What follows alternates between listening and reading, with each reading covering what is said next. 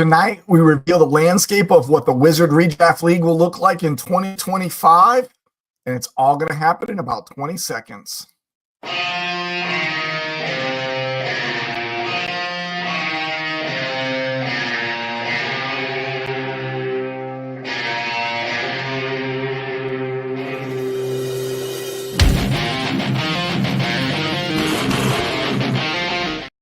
Hey, fellow fanatics, welcome to a special edition of the Fanatically Real broadcast sponsored by SMS Sport Management Solutions, your one-stop shop for all of your athletic communication needs.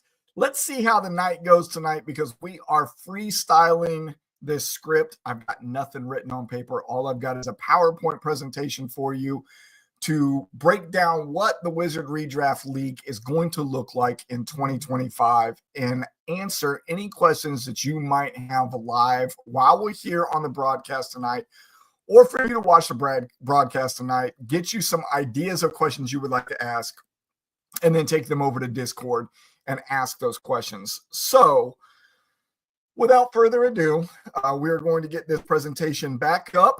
We're going to slide through. I think it ends up being about 10, 12 slides or whatever, but lots of information to put out.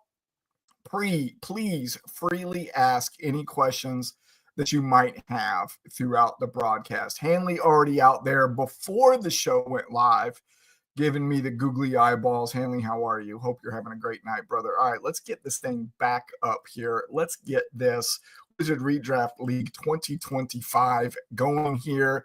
This is, in fact, year 32 and counting. So we have been running FSA since 1993 with our first successful season in 1995. However, we have been an establishment since 1993 that is 32 years and counting. So let's first look at the schedule of league operations and why these dates are important. All right, so one of the very first things that you're going to see come up here, and we are going to discuss a little bit more, is the league invites are going to begin this Saturday for January. Now, what does that look like? Here in a couple slides, you're going to see what that means. But what I don't want you to do is to get too worried as these league invites go out, because the 2025 season is invite only. I don't want you to get worried that you did not get your invite on Saturday for January. Reason I say that is I will be working for USC Aiken on Saturday. We have a doubleheader basketball game. It will take some of my time away. However, I got some of my time back for tomorrow, and we'll be putting together the invites for you all so I can start sending them out on Saturday. Again, I'm going to have to do these invites in waves. So please don't get worried if you don't see one right away, because we have a pretty big gap in amount of time that I can get these out to you all. The next hard date that you need to look at is 12 March. Why 12 March? That's when the season's going to begin for us, because that's when the NFL season also begins this year. So we picked out the date of 12 March for the season to begin. This is the fun part that we're going to do that's a little bit new for the 2025 season versus what we had for 2024. This is going to be the regional selection show. That is going to be on 26 April. That is the Saturday of the NFL draft. I figured most eyeballs are going to be glued to the screen on that day. I figured what a great opportunity to try to get as many people as we can that are going to be in the WRL in 2025 on there for the regional selection show, which will also be explained a little bit more in a couple more slides. The two next dates are going to be TBD right now. You all know what these are. This is the draft order selection shows. This is going to be whenever you find out what spot you are drafting in. Those have not changed. Those seem to be a fan favorite. You all love those, especially whenever I roll snake eyes. Those are staying. We are just going to have to figure out the best date for those in August. And then the regional drafts will happen sometime in August. This is when you're actually going to draft the team for your said brand. And that will be sometime in August as well. And then on the 2nd of September, the NFL and the WRL season begins. So those are hard times that I want you to remember. Mark them on your calendar, ink them in, write them in blood if you have to. If you have any questions about them, ask again now or ask over on Discord after the show is over. Like I said, we are going to do the 2025 season by league invites only. So they will be going out on Saturday. You will receive, Sean says snake eyes. You will see, Sean, and the other Sean says, I'm late as always. Let me know if you need me to go back and let you know any of the stuff that you've missed already. 2025 will be invite only. You will receive those invites either by text, email, direct message on Discord, a straight text for me on phone call. You will receive what you're going to see in the next slide, and you are also going to receive a personal video message from me as well if you are getting invited back for the 2024 or 2025 season. Why does that seem to be such a big deal? We are going to reduce the size of the league from 60 teams that we had this year down to 48 teams. That's why it's going to be invite only. So it's going to be a little bit different this year as far as scheduling of regional drafts handling. It's not going to be handled the same way that it was last year, and you'll see why in a couple of slides. Draft order, we can do at any time. I think the biggest reason that we hold up for the draft order ever is we're still trying to find people to fill spots. In previous years, I've held it up because I wanted to make sure that the brand was created for the team. So that includes, logo and all of those things. We'll just have to see how the league goes this year. I have a funny feeling that this was, I think, really the first year in a couple of years where we had logos and brands for every single one of the teams. With the invites going out, the majority of the teams that are getting invited back are going to have logos anyways. There might be a few outliers that we have to create the brands for, and there might be a couple of people who, once watching this presentation, completely hate the idea of what 2025 is going to look like. They don't have any part of it, and we're going to have to replace them as a general manager. So we'll see. For those of you that are wondering what your invite's going to look like, so you can look out for it, it's going to look a little something like this. It is going to be the FSA ticket that you're going to get. In that upper left-hand corner, if you can see it, it will have your name there in that spot and the date that you see on there of 3/12/2025, because that is the date that we will open up operations for the 2025 season. Here is where the difference is going to be. So let me pull my face back up so you all can see the sincerity of why we're doing this for 2025. A lot of people complained about the way that we did the regional manager / general manager draft this year. So, we had a draft order for the 5 regional managers, and then they turned around and had their general manager draft. Some people felt like there was favorites that were picked. Some people felt like the regional managers picked soft players so they could get an easier win. A lot of onus were placed on the regional managers, and I feel like the regional managers didn't get their fair shake. There was a couple of regions that everybody thought were more competitive than others. Jason out there, also, before I move forward, thank you to Jason for doing all of this with me while we were there to celebrate your 50th birthday in Ohio, because the majority of everything we're talking about tonight, Jason has a hand in. Jason says he made it. I'm thinking you made it for the show. So with all of those complaints of the way that we did it, there was actually a catalyst to why we decided to do it the way we're going to do it. And Hanley, this goes back to your thought of why I think some people might be like, I don't like this, I'm out. Damian posted something in the Discord channel a couple of months ago that had like an overlay of a seating chart for an airplane with different sports figures sitting in different spots on a plane. And then had numbers on the open seats that were in between these athletes. And the question was, where would you like to sit on this plane? And that got me thinking, how can we take that concept and put it into FSA WRL 2025 so people might be able to have a choice in where they play next year rather than getting drafted. So it's not going to look exactly like an airplane layout, but I think you'll get the concept here shortly when I pull it back in.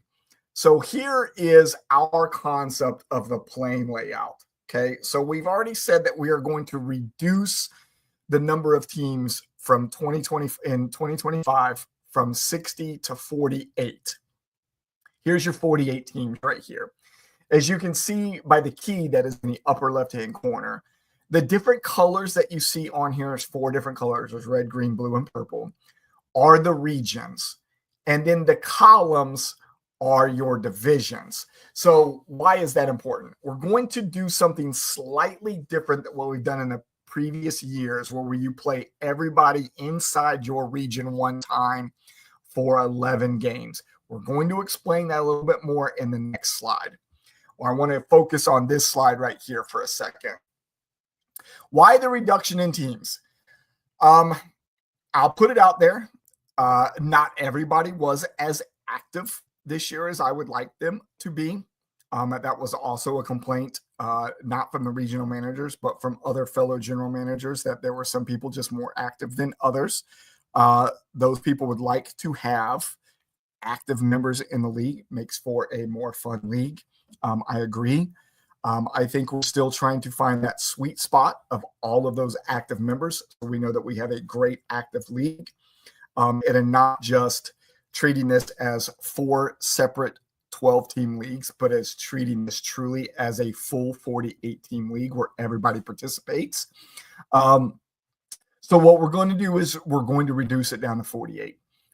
This will probably be the smallest that we go. So I'm going to be very picky about who gets chosen for this and who comes on board for the 2025 season. Because my hope is then once we have that great base, we can start to grow again.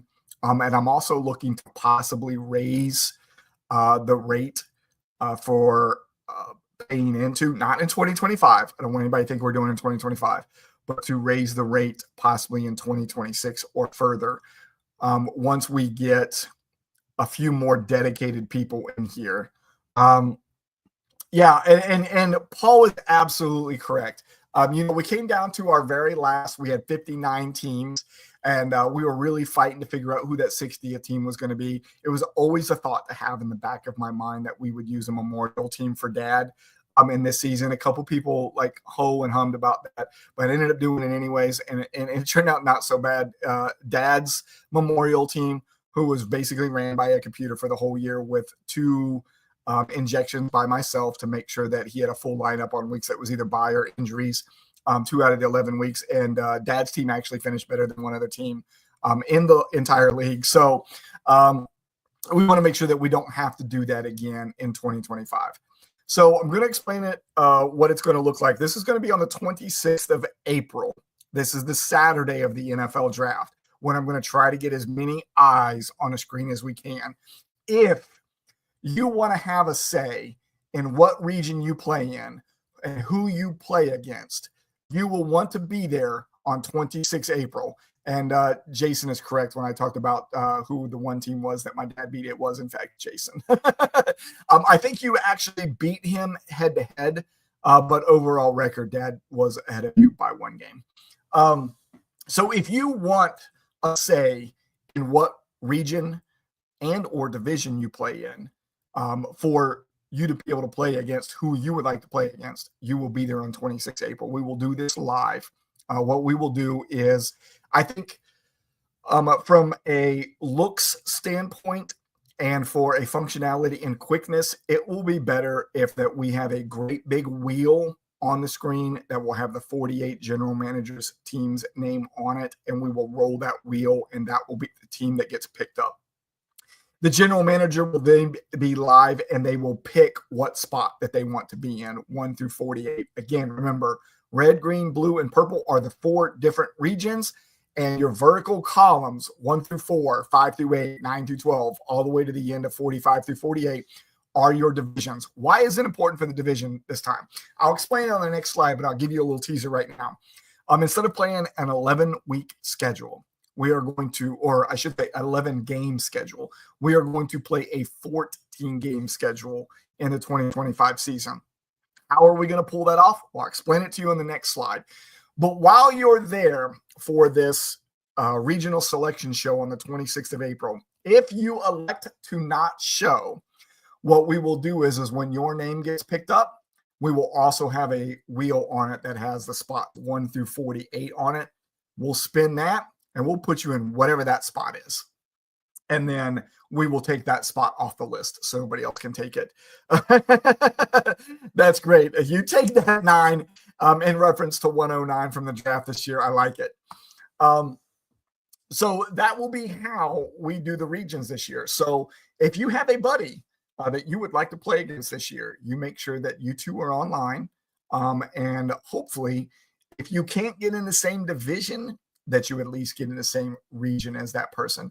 And you can't ever say, I picked a soft one, I picked a hard one, or the regional managers did us dirty because they picked a soft one, or this one was the toughest one out of all of them because they're the better competitors.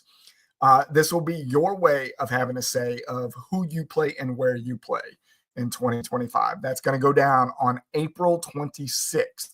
I'll mark it on your calendars. All right, so here are some of the rules that we're going to abide by in 2025. Again, 48 teams, 4 regions of 12 teams each. Each region will be broken up into 3 divisions of 4 teams each.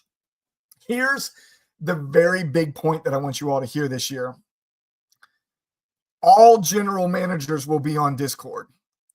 If for some reason, as I'm recruiting you, and I send you out an invite, and we have a casual conversation back and forth that you say that you will not go on Discord, you will not be a member of the 2025 WRL season. You will be on Discord. Now, this has already been discussed with Mrs. FSA. She is tracking.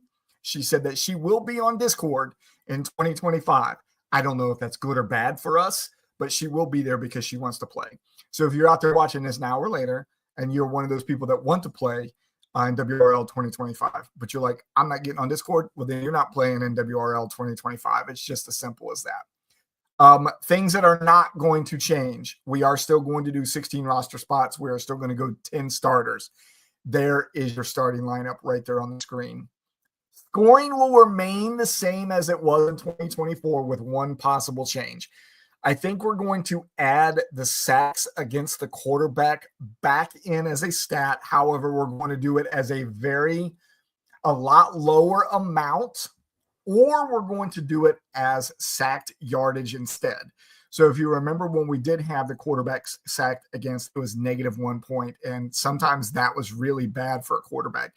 So if we do it as a single point, or whatever that point might be, it will be lower than the 1. So we're thinking half or quarter, or we might do it by sacked yardage instead, treating it as if they were running.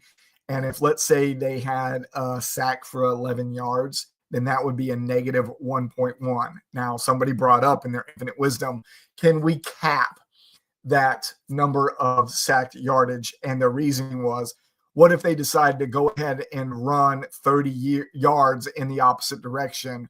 That way that they can still secure the win, should they take a -3 points for that sack. Very good idea of maybe capping that number. This will all be something that we can discuss as we get our 48 teams ready for the 2025 season. So here is the big change that you all are going to be like, ugh, but I promise you this is going to be fun. The schedule will consist of 14 regular season games, and it's going to be played in 13 weeks. I'm bringing the sack back and the yards lost. So you like bringing that back and the yards lost? Okay. So I think that might be a way to go because I feel like it's the same thing as negative rushing yards. But I also agree with, and I think it was Eric Penny that brought it up, that maybe we should cap the number of yards that they can get at like maybe -1.5. So the most they would get is a 15-yard sack. We might do something like that. We'll figure that out. But that'll be discussion for everybody. Schedule 14 regular season games in 13 weeks. You see on there already, which is where the groans are going to come, one random week being a doubleheader. Let's talk about the 2-1-1 format first before we talk about the random doubleheader. So the 2-1-1 format means as we are doing these 12 teams in each one of the regions, and there's going to be 4 teams in each division, 3 divisions, you will play everybody inside. I mean, that's a very good point, Sean. Is that a loss of 0.1? It always has been. That actually counts against them as negative rushing yards when they do take the knee. So that's always been a thing. That's not going to change. Yeah, exactly. And when I think about this, I go back to, we talked about this the other day. What was the quarterback's name for Washington last year that took like a crap ton of sacks for the year? I want to say it was even like maybe 20 more than the next closest quarterback. That's kind of why I want to bring it back, because I believe that it is a negative thing against the quarterback. If we're given a positive points, there you go, Sam Howell. Thank you, brother. Both Damians came on board with Sam Howell. If we're going to give a point to the defense for it, why shouldn't we be taking a little bit of a points away from the quarterback? Quarterback throws an interception, we take points away, we give points to the defense. So I feel like it's the same thing, but I think the point that we used to take away, the full point that we used to take away, might have been a little bit too much. So we either reduce that or we do it by the yardage. All right, let's go back to this 2-1-1 format and in the 14-game schedule. What that 2-1-1 format means, you will play everybody that's inside your division twice. That's a total of 6 games. You will play everybody outside your division one time for a total of 8 games for 14 games. With the way the playoffs are going to be, though, we need to start the first round of the playoffs in week 14, which means we have to get these 14 regular season games done in 13 weeks. How are we going to do that? Well, we've done doubleheaders before. We've done doubleheaders the first week of the season on Yahoo, which was a pain in the butt. I think we've done doubleheaders the first week on MFL. Not as much of a pain in the butt because it handles it a little bit better. And I think we've also done it the last week of the season. Here's how we're going to randomly do it this year. So you know what? I'm going to pull this back up just because I'm so proud that I have this still on a bookshelf that I can grab regularly. Remember this Fantasy Football Abstract 1993, the very first fantasy book that got me into doing all of this stuff. The schedule matrix that is inside this book is flawless. It is still the one that I use anytime that there is a 12-team, 14-week schedule to be had, because of the way that it breaks up which games are in division and which games are out of division. A lot of leagues that you go into, you do all of your division games the first 3 weeks and then again at the end of the season. I've never liked that concept. I've never subscribed to that. The way that this one is done, and I can recite it off the top of my head, but you're never going to remember it when you play in and out of division. We are going to use that schedule. So that will be established weeks or games 1 through 14. So here's how we're going to establish what is the doubleheader game. What we will do is on the same day that we do the general manager draft, or whenever you are picking what region and or division that you want to play in, on that same day, we will roll another wheel at the end of it all that has the numbers 1 through 13 on it. That's weeks 1 through 13. We will roll that wheel until 2 numbers have come up twice. Let me see if I can give you that as an example. Let's say we roll it the first time and we get a 6. And then over the next couple of rolls, we get 2, 7, 9, 11, and then another 6 pops up.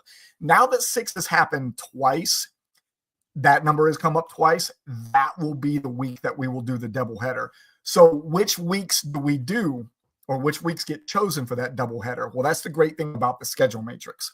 If it is week 6 in our example, that is a doubleheader game, it will be whatever is on that schedule matrix for week 6 and what is ever on for week 7. In this case, because I know it off the top of my head, those are 2 out of division games. But let's say that number ends up being 7 that gets duplicated, and it's now week 7 and week 8 that we are doing a doubleheader with. Well, I know off the top of my head, week 7 is an out-of-division game, but week 8 is an in-division game. So it all depends on when that random week comes up of when we're going to pop the doubleheader on there. Nobody can say that we were trying to do it unfairly. Everybody will want to say, well, we want to do it before there's buys. We want to do it whenever it's the least amount of buys. This takes all of that out of it. And it will be the same for everybody in the league. Whatever that doubleheader week is the same week that everybody plays a doubleheader, no matter what. Ben stole the book. And Marty, yeah, we're going to go back to that and the chicken before the egg. I love listening to that argument of when the way that goes down, though. All right. So that takes care of the schedule. Let me know if you have any questions about that. Here's the next new hot rule for the 2025 season. You know, there was a trade that went down in the Cerberus region this year based on a setting that was still established from the year before in 2023 of how we handled trades. It left it to the commissioner's hands of whether he was going to let a trade go through or not. I let a trade go through that was not very popular. I think had that trade gone through earlier in the season, I'm just going to pull my face back up. I think had that trade gone down earlier in the season, had the team that got what everybody thought was the best players in that trade gone down, if one had been in the playoff picture and one hadn't been in the playoff picture, probably wouldn't have been a big deal. Had this been a dynasty league, the way that it went down, the team that everybody thought was getting screwed, in that case, probably everybody would have praised because it was a really good trade in their favor. I ran it through a bunch of trade calculators and stuff like that. On the surface, I thought it was a very sound trade. I thought it was okay to let it go through. Lots and lots of moans and gripes about it and stuff like that, to the point where people said that you should ask for your money back in that league. We all know what's going on in that league. People who are sound mind thinking and who are supposedly fantasy football experts thought it was a BS trade and it should never have gone through. However, I think luckily for me, as it all went down, it worked out where the general manager who got the better of the players lost the next two rounds or lost the next two games. I think was not involved in the playoffs or went out really early in the playoffs. All of the griping and bitching and moaning for all of that, and it never even became a thing anyways. But for whatever reason, some people still like to bring it up on Discord as if it's a thing. So here's how we're going to do that. We're going to take it out of the commissioner's hands for the 2025 season.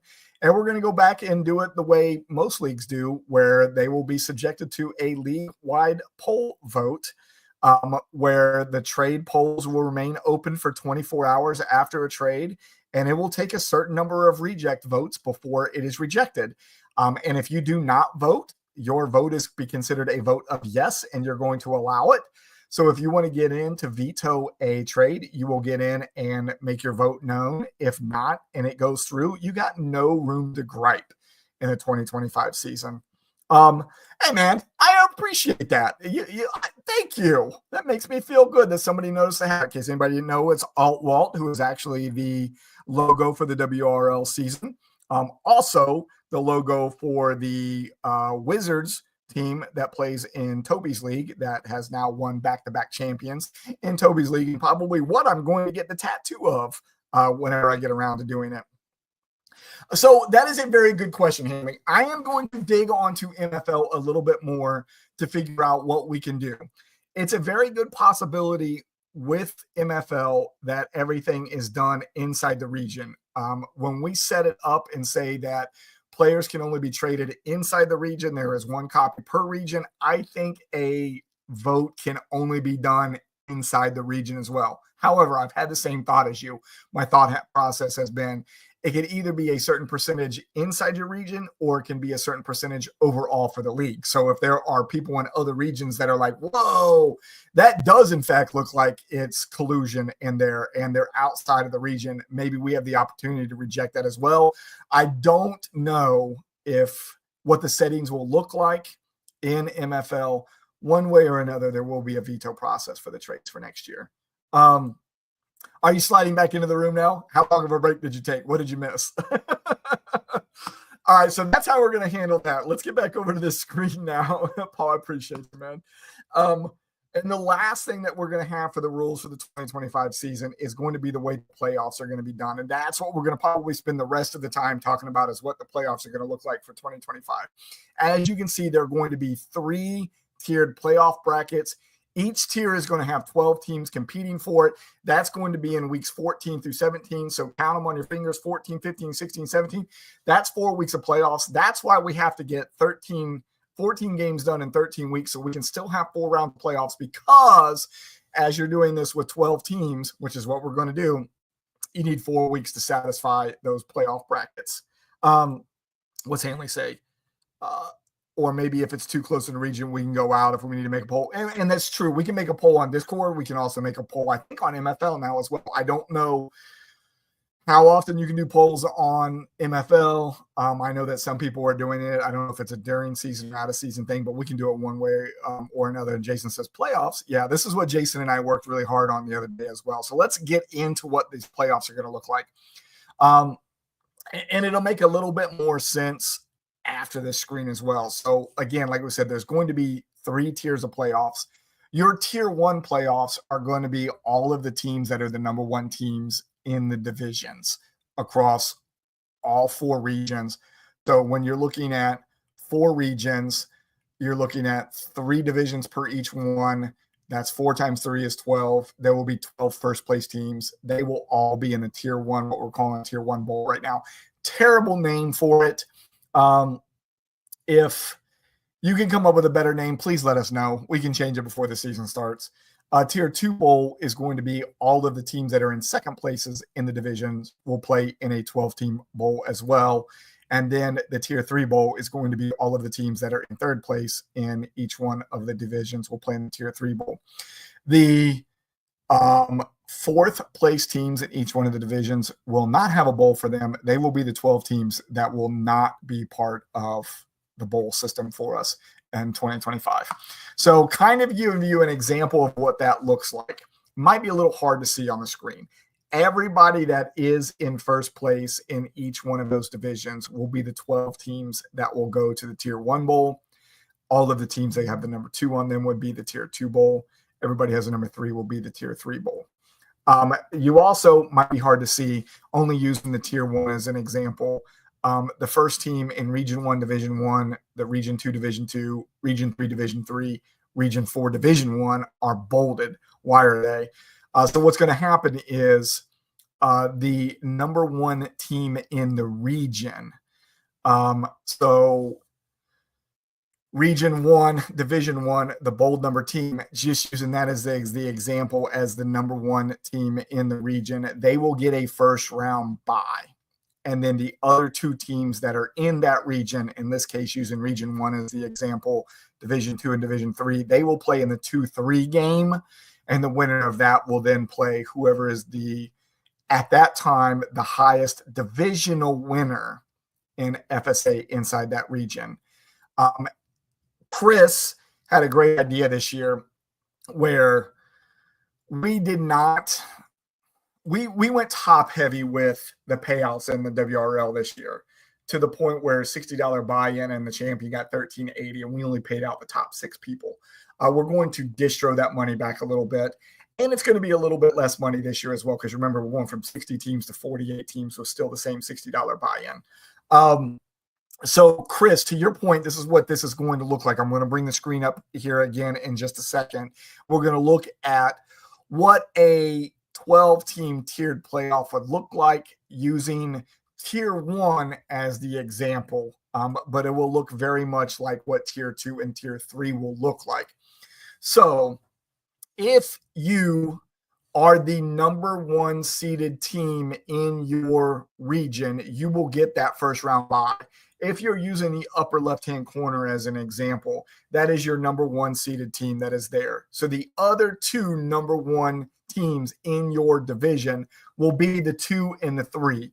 So split this vertically, split this horizontally. Each one of these groups of 1, 2, 3 are the teams inside a particular region. So use the upper left-hand corner as Region 1, bottom left, Region 2, top right, Region 3, bottom right, Region 4. Think about that from a regional standpoint. So the top 3 teams are playing for a regional championship. So of the 2-3 teams, whoever wins that will play the best overall team who would receive the bye in the first round. Whoever wins that game, which is the 1 seeded versus the winner of the 2-3, is now your regional champion. So Chris had made a comment that the regional champions should at least get their money back, and we agreed. We also thought maybe they should get a little bit more than what their money back was, which is now going to be $90. So it's 1.5 times their buy-in. But because you're going to hear in a second what we're doing for the tier 2 and the tier 3 bowl, we didn't want a tier 2 bowl winner to get money and a 2-3 team in a tier 1 bowl not get any money. So if you are the loser runner-up of the 2-3 game, you will get $60 back, which is your buy-in. As I'm saying that, are we right? Yes, that's right. The 2-3, Jason, correct me if I'm wrong here. The 2-3 loser will get their buy-in back. Why is that? You won your division. I think if you won your division in this format with a 2-1-1, 14 games in 13 weeks, getting to choose where you play, if you're a divisional winner, you should at least get your money back. So that will go to 4 people. That's where the $60 are at on the chart. If you are a regional championship game loser and or runner up, you will get $90. And then everything gets moved on to there. If you were a semifinal runner up or loser, you will get $180. If you were the runner up in the world championship, you will get $560. If you are the world champion, you will get $1,000. Now, look at the same chart. Realize that we're going to use the same bubbles for the tier 2 and the tier 3 bowl, but know that we are only going to pay out winner runner up in the tier 2 and winner runner up in the tier 3. The money breakdown for that, and you're not going to see it on screen, is if you win the tier 2 championship, you will get $60, which is your buy-in back, which means essentially we are paying out 13 spots in 2025, or at least if you're one of the top 13, you're going to get your money back at a minimum. The runner up for the tier 2 bowl is going to get 30, which is half of their buy-in. And then the champion of the tier 3 bowl is going to get $30 as well, half of their buy-in. And the runner up of the tier 3 bowl is going to get $15, which is a quarter of their buy-in. So we were really paying out 16 spots, which is 25% of the league. Distroed a whole lot further down, but the money isn't bad. You're going to go from 1380 to 1,000 with 12 less teams, with payouts being out further.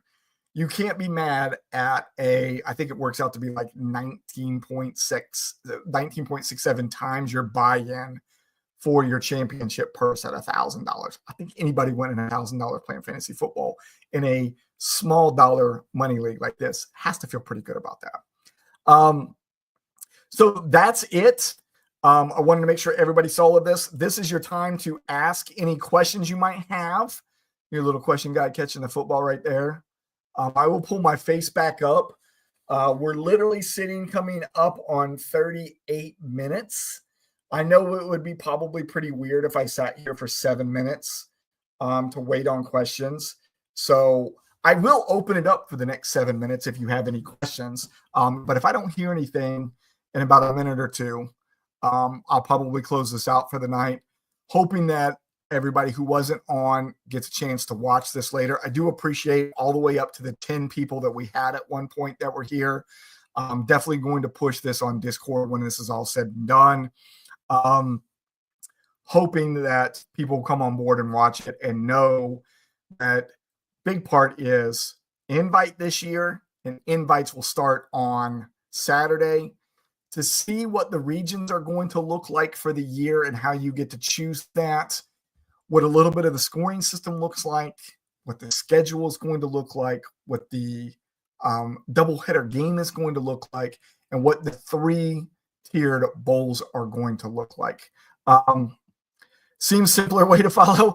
I'm glad you think so, because putting this together with the help of Jason was anything but simple for the year. Breakdown of tiebreakers. So tiebreakers will always be head-to-head first. I think we'll probably end up doing head-to-head and then just points for.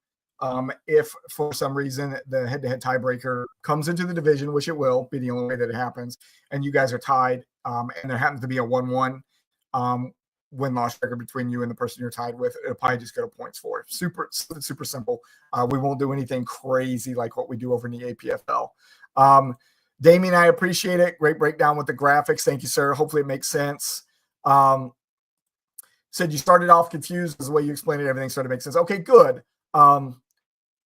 So yeah, and I agree, Hanley. It should come down to points after that, especially if it's a 1-1. Now, if you've got a 2-0 head-to-head record against somebody, then you're going to get it. So we will probably do head-to-head first, then points after that. I think I can set that up in MFL, so it will actually sort the standings for us that way as well.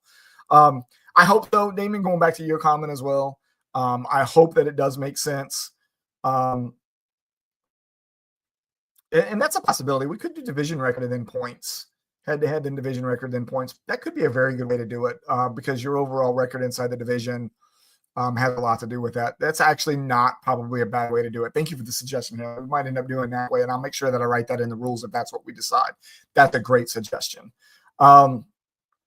Hopefully, let's see, anybody else that I missed any comments? Jason says it would be nice to win that $1,000. Jason, you have to win more than one game to get that $1,000. And not let my dad's memorial team outplay you by one extra game. Do appreciate again, Damien, that makes a little bit more sense to you. Does anybody, Damien, Jason, Hanley, anybody else out there that's Paul, if you're still out there making the regular comments, does anybody have any additional questions? How many times could you beat Kevin this year? First off, make sure Kevin's playing. I mean, I'm pretty sure he's back for APFL, right? He's already paid for the APFL, so that's not a worry. I want to make sure that he's coming back for the WRL as well. He's going to get an invite. I just want to make sure that the invite falls on positive ears, and he wants to be back. And then you two hopefully will get – oh, I'm glad you brought that up. So one of the things that we're going to do, Chris and I had this conversation earlier today, and it's going to be great if we like this format where you come online and you get to pick which division, which region you're in, so you can possibly play with people that you want to play against. In this case, Damien wants to play against Kevin as much as he can. If we like this format, we will do it again in 2026.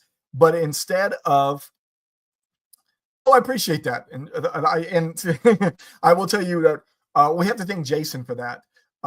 Jason literally spent his 50th birthday party with me. God, Jason, how long did we go over this? It had to easily be 3 hours, right? Marking this down on the dry erase board and going over it. And even after all of that, we came back to the house and just yesterday – day before yesterday, we were going through the money part of it quite a bit. Winner bowl of 2 or 3 could play for an advantage, such as a lock-in player for the team for the next year suggestion. And you know what? If we decide that this is a format that we want to go through, so let's say in 2026, if we were to do some of these fun things that were being suggested now, we will make sure that we put them in the rules so we know going in 2026 that it is a thing for 2027. Yeah, I mean, we were there at a party until about 11 o'clock that night. I know I didn't go to bed until 1 in the morning. Hanley says he wants to come back. You act like you weren't getting an invite or something like that. But Paul, I do like your suggestion of that meaning something possibly, and it's a possibility that we do the tier 2, tier 3 bowls, and then they're not popular, and we take those out and figure out something else. But let me go back to the comment that Damien made about how many times can I beat Kevin in a year. Let's say you find yourself in a division with Kevin, right? And you guys get to play twice. The way that we are going to select you guys going into a division or a region is randomly with the wheel on the screen, right? Your name comes up, Damien Scott, where do you want to go? 32. Boom, you're in 32. What we're thinking about, Chris's suggestion, and this would be more for 2026 if we decide to keep this format, is instead of the wheel being what gives us the who's next to go on the board, it will be done by payouts into the year or your league fees being paid in for the WRL. So let's say in this case, we open up your league fees for 12 March. That's when everything is happening, right? Day 1, 12 March. This year, not a big deal. We're going to spin the wheel. Your name pops up. You get to choose what's on there. 2026, we keep this format. 12 March, just use the same date, comes up. The first person to pay their league fees gets the first selection of where they go on the board. The sooner you get in, the better chance and the more open the board will be for you to pick where you want to go. Yes, and then that's the other point, to get those people to get their payments in ASAP. So it gives you an incentive to get in sooner than later. You get to choose where you want. Now, how does that play out in the mind brain? Do you pay early, pick whatever spot you want, see who comes on board, wants to play with you? Do you pay late so you can see what spots are open so you can go play against certain people. Do you think you have a strategy? There's 2 spots open in Division 2 of Region 2. I'm now going to put my money in because I want one of those. Oh, crap. I was the 3rd person in the line with the same thought process of doing that. Those 2 spots, one of which that I wanted, is now gone. Now I have to shift somewhere else. So it's a game that you play with yourself of when do you want to pay for it for 2026, not 2025. So yes, payments are time stamped. That's not a problem. I can see whenever they come in. It's time stamped according to LeagueSafe's server. And we already know with the payouts that I tried to do yesterday that LeagueSafe is a little bit of a pain in the neck. I've had twice that I've had to write their customer service to be able to make things happen to get those payouts out. And then he says, no pay, no pick. Well, I mean, you're going to have to pay to be able to get in. Or if I have to, if you're dragging your feet and it doesn't look like you're coming on board, that'll be our indication to try to find a replacement team for you. But yeah, Jason, they're time stamped. We just got to hope that it's accurate. You know, we can pay attention to the WRL coming in this year. Maybe the first couple of people I'll say, let me know when you pay. I will look. I knew it wasn't intentional, but I knew you were going to pick up on it. So that's a possibility. If we like this format for 2025, we can use it for 2026. And again, that would be the incentive to figure out where you want to pick your spot, division, or region, is by getting your league fees in sooner than later. Hopefully that made sense. We made it all the way to 46.5. I appreciate the questions. Appreciate the comments. I'm looking forward to a fun 2025. When I started brewing this concept in my head and with all of the pieces that go along with it, Damien, your airplane picture that you sent to us and where would you like to sit on the airplane really sparked this idea. The couple other things that came from it was based off of issues that we had this year, which was the trade clause now and other things. That's when you'd go flying and then deleted it. If you deleted it, we wouldn't have seen it anyways, which is probably because we're all blind. So hopefully this will be fun. Hopefully it will take away a lot of the gripes and moans that we had about the regional selection from last year. I don't know what the role of the regional managers are now going to be for the 2025 season. So that's a discussion for the regional managers after we get done and they get a chance to watch this show. If we're going to keep them in the same capacity. Here's my thought process. We get the 48 teams put in and everybody is inside a particular region. We either have the regional managers that say, I will take that group, I will take that group, I will take that group, and they will name the region, or we will randomly assign the regional mascots to each one of the regions. Also, in another way of doing some crap, probably on the screen, spinning some wheels, putting some graphics out there. And then that will be the mascot that represents that region for the year. That way we can maybe inject some of these mascots that we haven't used before. Like we haven't used the Minotaurs for anything. I don't know that we've used the Nightmares before, the Bighorns, the Serpents, a couple of these regional mascots that have never gotten used before, that they have the opportunity to finally get in there and get used. Hanley says the playoffs are way more streamlined. I agree. They're the kind of, it's cookie cutter, but in a good way. We had some thought processes. You need a closing phrase for videos. I do need something. I did have a closing song there for a while from the recast as well, but we haven't used that in a while. But cookie cutter with Jason and I had some thoughts of from the Tier 1 Bowl.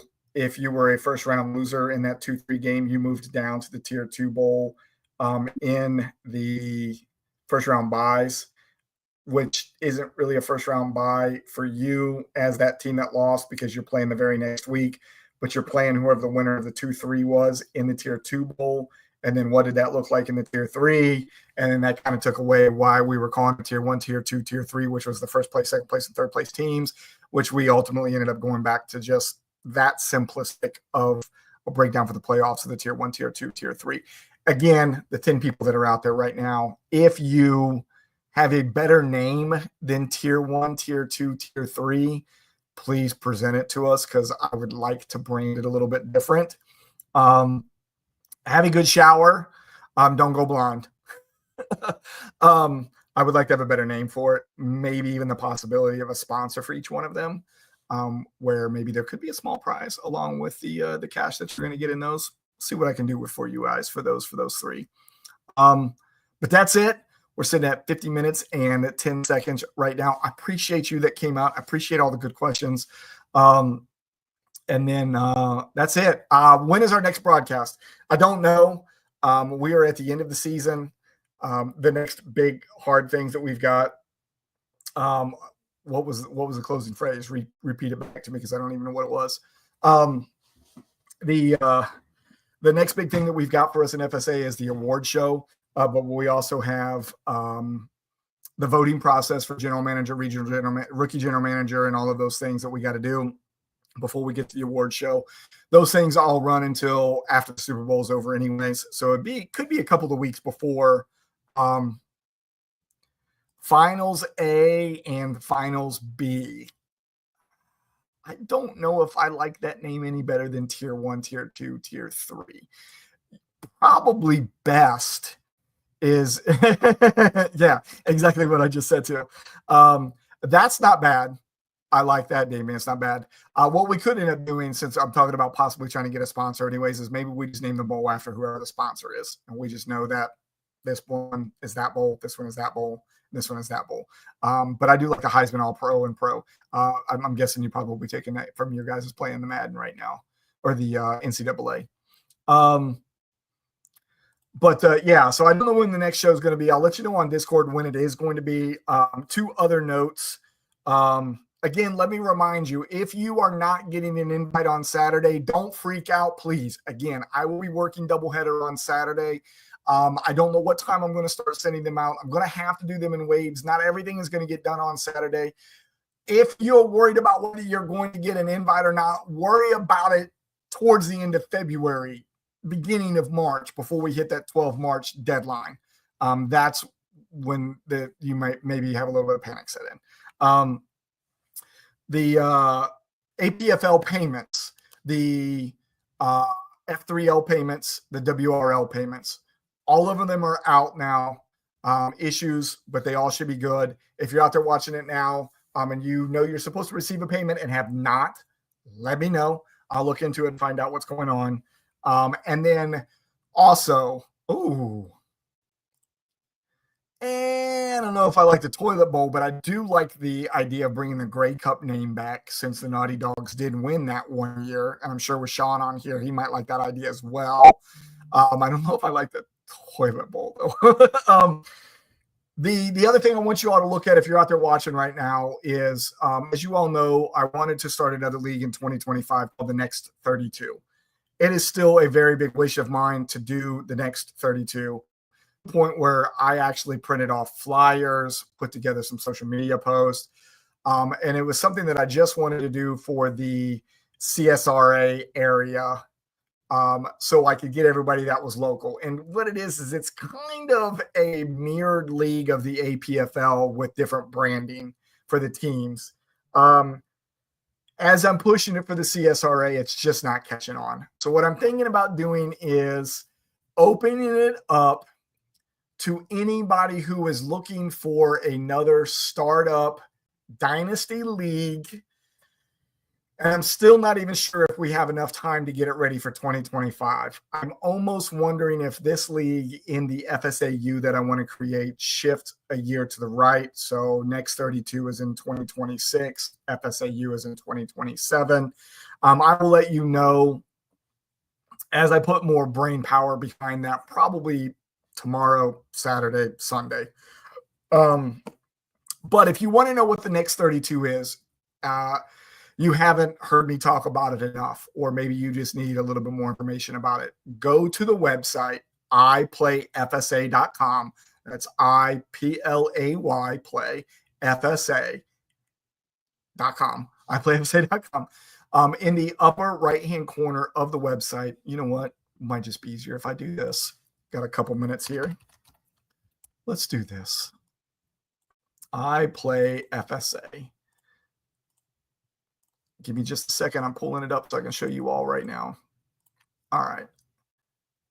iplayfsa.com. If you haven't looked at the website in a while, it is back up and running. Go to the website, iplayfsa.com. Go up here to the upper right-hand corner where it says fantasy. Last one that's on the list is next 32. Click on that. It's going to bring you into all of the details about the next 32. Forget, as you're looking at that, anything that says anything about the CSRA. Pretend that this is completely open to everybody.